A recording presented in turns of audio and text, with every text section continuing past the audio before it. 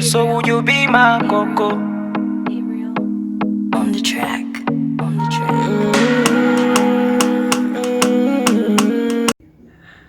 Hi, so I am dyeing my hair for the fourth time. This is not my first time dyeing my hair. I've done this like over 3 times. Yeah, the first time was when I dyed it like that, then like that, then like that, and now it's this color.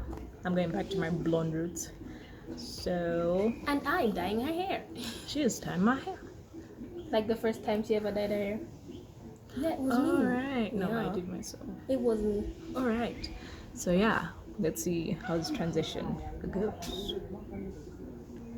Okay, so step one, my hair is, I preconditioned my hair for it to be strong enough because dyed sometimes can be very aggressive on your hair. So it's just moisturizing my edges, not for them to dye. And I've grown. so just a quick product review. I'm using Inecto. This is like my go-to product. Not really. I prefer Dark and Lovely because last time I used Dark and Lovely and it lasted longer, and compared to Inecto I feel like Inecto is more drying compared to Dark and Lovely, but they're both good performers in the dyeing of natural hair. So just a quick mini product review. Let's see what's inside. We have the color developer. We have the permanent color cream as I call it. We have, they give a stick, a mixing stick, which is cool. They give a conditioner which is made of aloe vera and protein, definitely needed. And lastly but not least, I think they're like instructions. Oh yeah, instructions and gloves, because you gotta protect your hands from being stained by this. So make sure you read your instructions before you do the whole dyeing process. It's not very difficult, it's very easy, and make sure you do a test before on your skin and on your hair so that you know you're not allergic to this stuff. So yeah guys, But I'm practically certified. let's do this. Step three, can we go at step three? So we've mixed everything. We've mixed the color. What did we mix? Hey, guys, sisters. So we mixed the color developer and color cream. Patted my hair, or I think I should pat it in 4 or 5. Anyway, you're supposed to pat your hair in like either 4 sections or 5, depending on the volume of your hair. I have my 2 sisters applying it. So yeah, let's see how this goes. I hope you fully mixed it, Maya. Yeah, I did.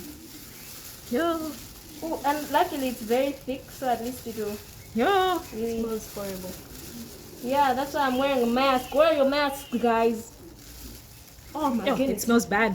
So Pretty much, I'm just trying to do a style on her because her curls are defined. So I think I've applied everything. All I have to do right now is just leave it under a plastic hair wrap for like 20, 30 minutes, and then see how the color develops.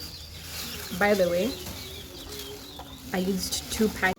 Okay, so I think 10 minutes has gone by and I'm still waiting for it to develop color. So as we wait, I can't wait to see how it's gonna turn out. Whoa, okay.